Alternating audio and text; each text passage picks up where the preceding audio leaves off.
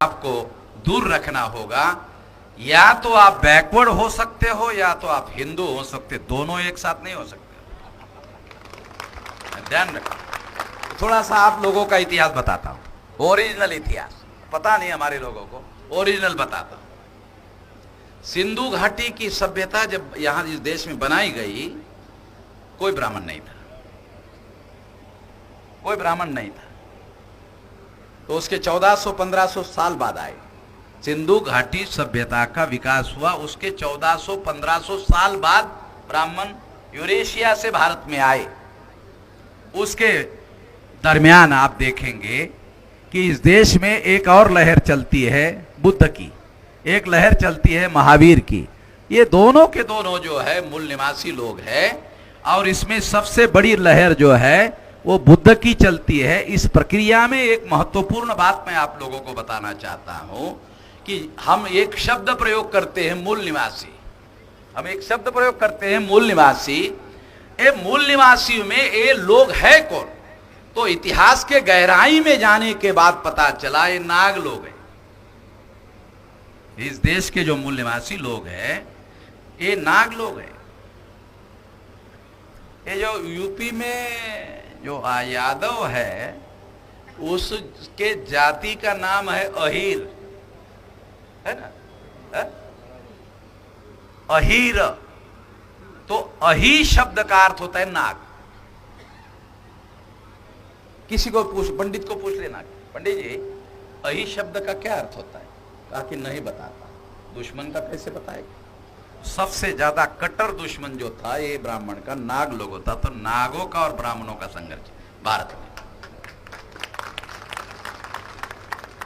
फिर उसके बाद इस देश के मूल निवासी जो है वो बाय रिलीजन बुद्धिस्ट लोग थे।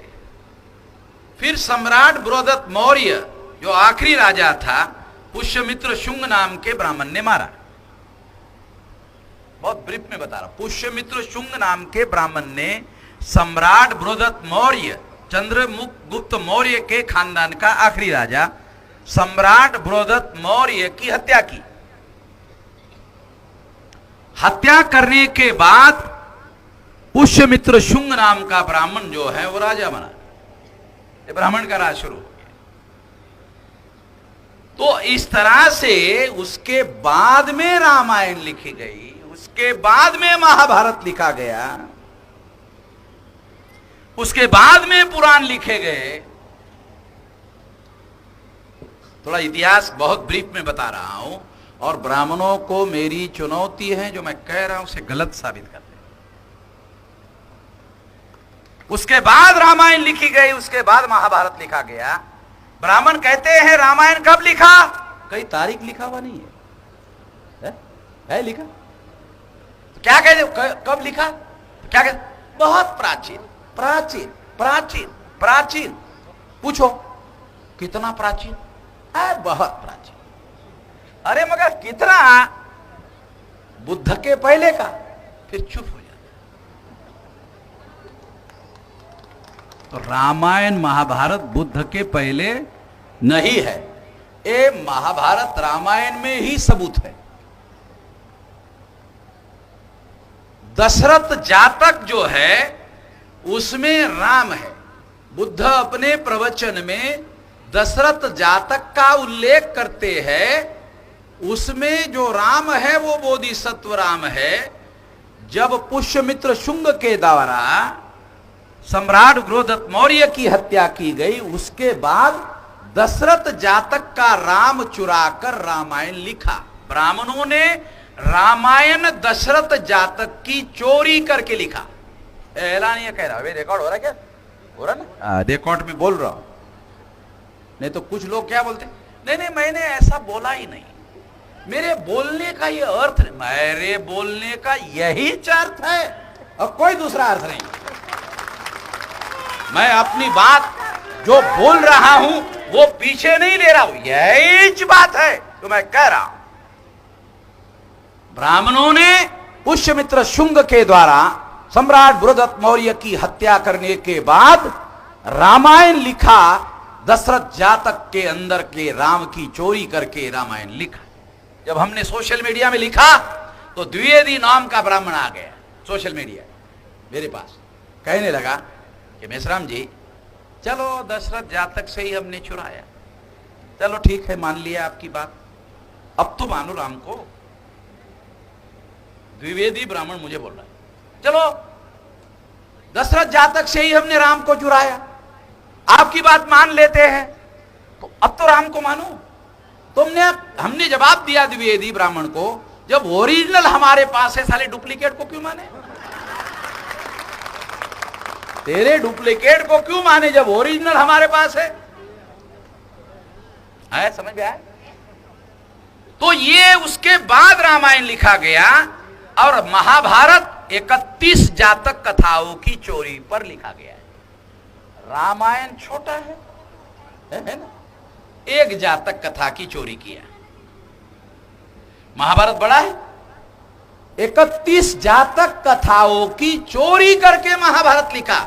एक संख्या के आधार पर, सबूतों के आधार पर बोल रहा हूं, 31 जातक कथाओं की चोरी करके महाभारत लिखा। और ब्राह्मणों को चुनौती है, जो मैं कह रहा हूं उसे गलत साबित कर दे। वो चर्चा ही नहीं करता, बोलता इसकी चर्चा करेंगे तो फिर वामन मेश्राम की मानना पड़ेगा। वो चर्चा ही नहीं करता, चर्चा करेगा तो सही गलत मानना पड़ेगा, वो चर्चा ही नहीं करता है। तो मैं आपको हमारा इतिहास समझा रहा हूं, तो इस तरह से इन लोगों ने, ये जो रामायण महाभारत है, ये हमारे पुरखों की हत्या के बाद लिखा हुआ सारा मामला है। ये प्राचीन नहीं है, ये हमारा इतिहास प्राचीन है। और वो दबाने के लिए, खत्म करने के लिए प्राचीन भारत में नाग वर्सेस ब्राह्मणों की लड़ाई थी, बाद में ब्राह्मणिज्म वर्सेस बुद्धिज्म की लड़ाई थी। ब्राह्मणिज्म और बुद्धिज्म की लड़ाई 7वीं शताब्दी तक चल रहा था। लड़ाई 7वीं से और 12-13वीं शताब्दी तक चल रहा था। जब मुसलमानों का भारत में आगमन हुआ तो फिर ब्राह्मणों ने हिंदू मुसलमान का मामला खड़ा कर दिया, तो फिर हिंदू मुसलमान का मामला खड़ा हो गया और ब्राह्मणिज्म वर्सेस बुद्धिज्म की लड़ाई गायब कर दिया। आज भी SC ST OBC के लोगों को ब्राह्मण हिंदू तो कहते हैं, मगर अधिकार देने के लिए तैयार नहीं। जो SC ST OBC का आदमी बीजेपी में है, अगर उसने SC ST OBC या OBC की बात की तो बीजेपी के अंदर वाले ब्राह्मण क्या कहते हैं?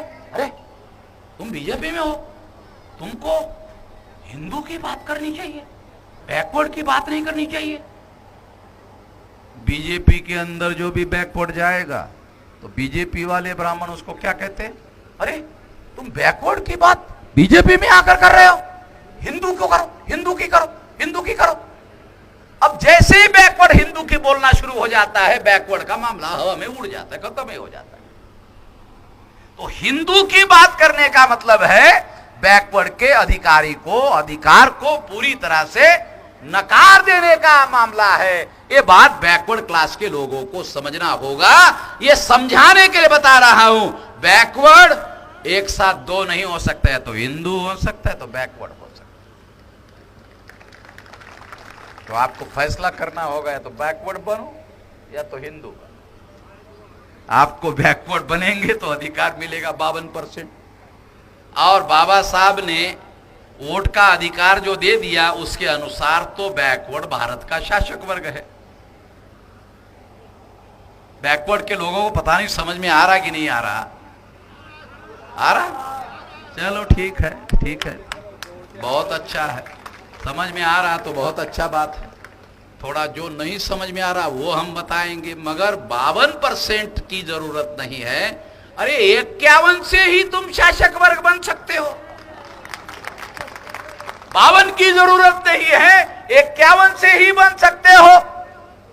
52 से तो बनेंगे, मगर 52 वाले ब्राह्मणों के पार्टी की सरकार बनाते हैं, अपनी सरकार बनाते नहीं है। ये समस्या है, और इस समस्या ने बैकवर्ड क्लास की समस्या पैदा की, जो ब्राह्मणों की सरकार बैकवर्ड बनाएंगे वो सरकार बैकवर्डों की गिनती करने के लिए तैयार नहीं है।